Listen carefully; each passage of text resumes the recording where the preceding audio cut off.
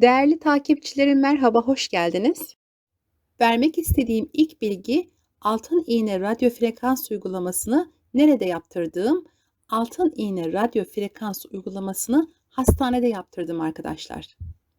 Bu tür mevzularda asla ve asla merdiven altını tercih etmiyoruz. Ben kendim tasvip etmiyorum ve sizlere de asla tavsiye etmiyorum. Bir doktor kontrolünde ya da doktorun asistanlarına yaptırmanız en makul olanıdır.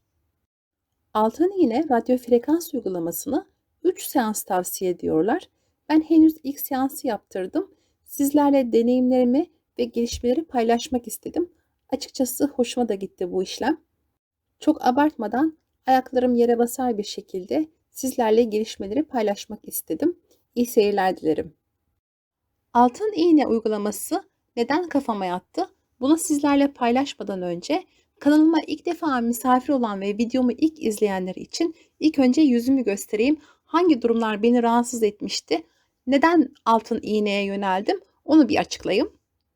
Bu benim önceki videolarımdan bir kesit, ağır çekimi aldım sizlere daha net gösterebilmek için. Burada gördüğünüz gibi burunun kenarlarından aşağıya inen yanak çizgileri var biliyorsunuz. Bu çizgiler yaşlandıkça daha belirginleşiyor. Hatta 60-70 yaşlara gelindiğinde bazılarında daha erken yaşlarda aşağıya doğru sarkmalara başlıyor.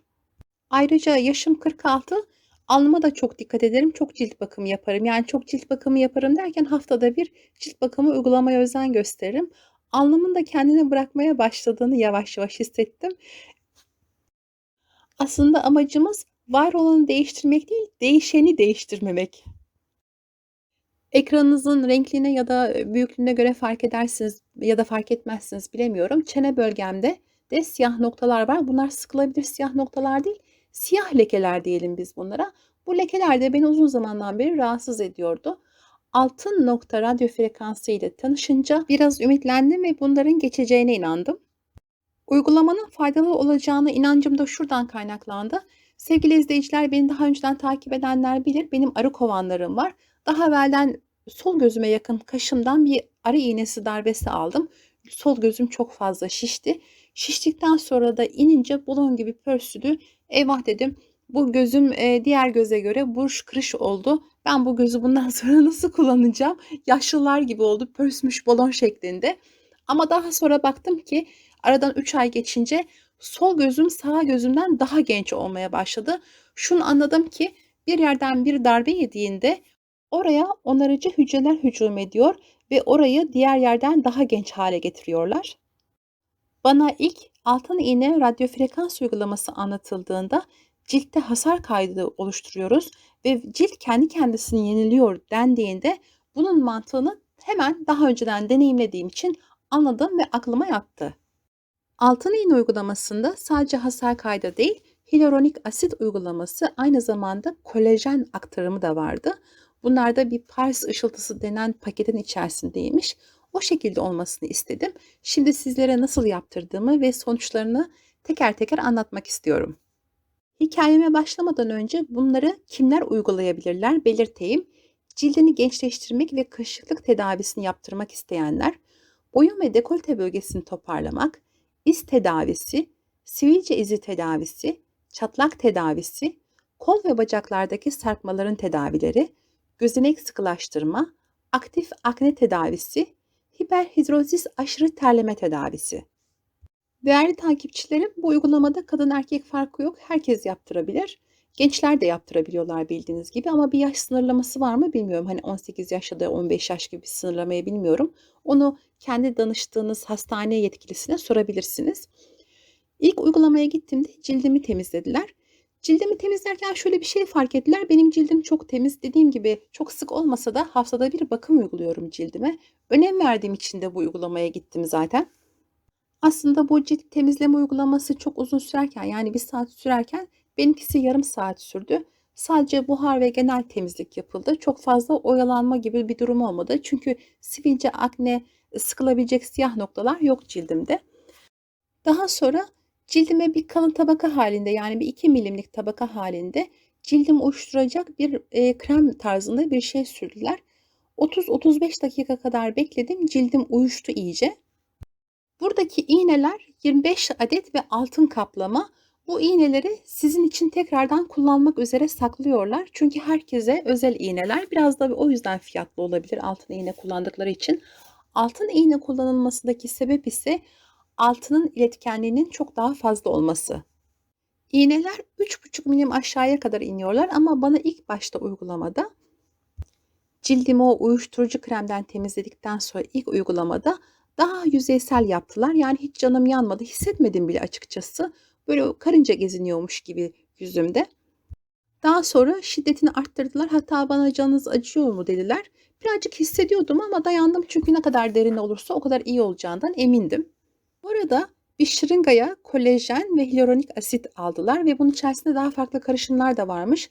Ancak şunu tam göremedim. Belli bir sıvıyı altın iğnenin içine mi koydular yoksa sadece o şırıngada hepsini mi karıştırıp verdiler? Onu tam anlayamadım.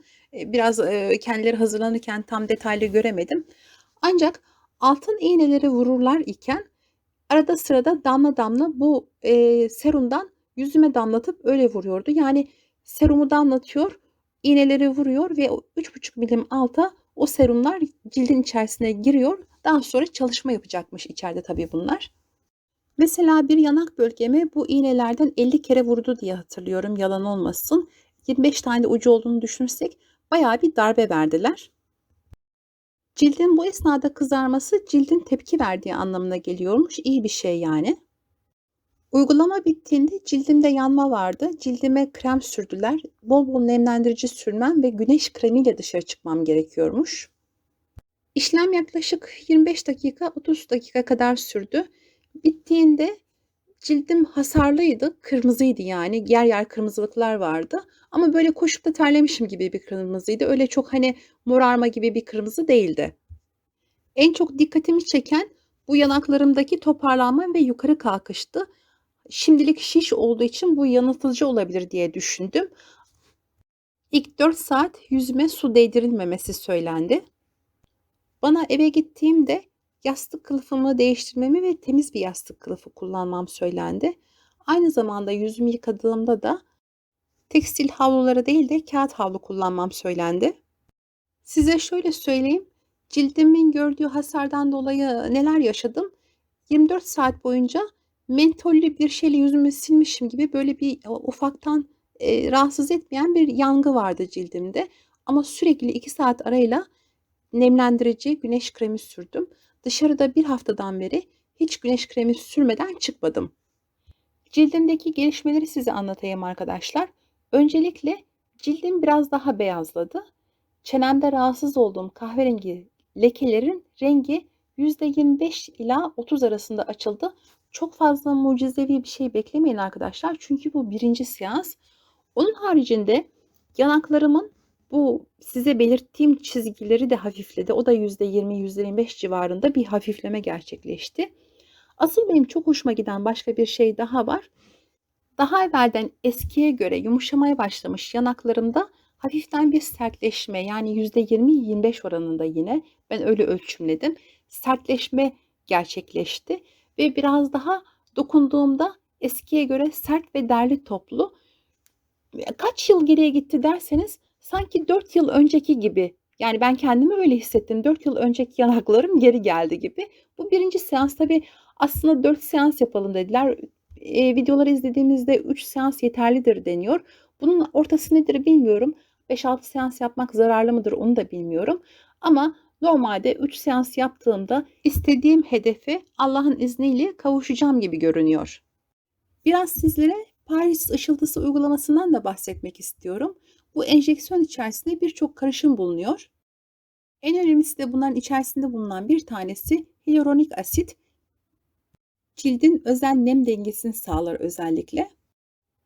İbrahim Hakkı Erzurumlu'nun Marifetname adlı eserini okuduysanız, alim orada der ki insan yaşlılığı üzerinde tuttuğu nemle alakalıdır. Gençken vücudunun nemi çok fazladır. Nemini kaybettikçe yaşlanmaya başlar. Daha doğrusu yaşlandıkça da nemini kaybetmeye başlar.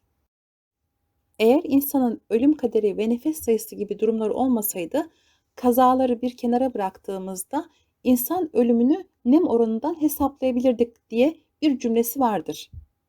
Buradan anlıyoruz ki Bizler yaşlandıkça vücut nemimizi kaybediyoruz ya da vücut nemimizi kaybettikçe yaşlanıyoruz. O yüzden cildi genç tutmak için de nemli tutmak bu açıdan çok önemlidir. Ayrıca bu Paris ışıltısının içerisinde vitaminler, elastin, protein ve kolajen üretimini destekleyen amino asitler de yine enjeksiyon içeriğinde bulunup cildin metabolizmasına uyarıcı bir halde işlem yaparlar. Bu enjeksiyon içerisinde cilt metabolizmasına uyarıcı, serbest radikallere savaş açan bileşenleri de yine bulabiliriz.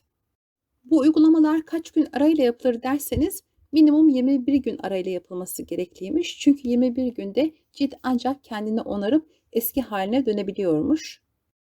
Ancak özellikle üstüne basa basa güneş koruyucu krem olmadan güneşe çıkılmaması tavsiye ediliyor.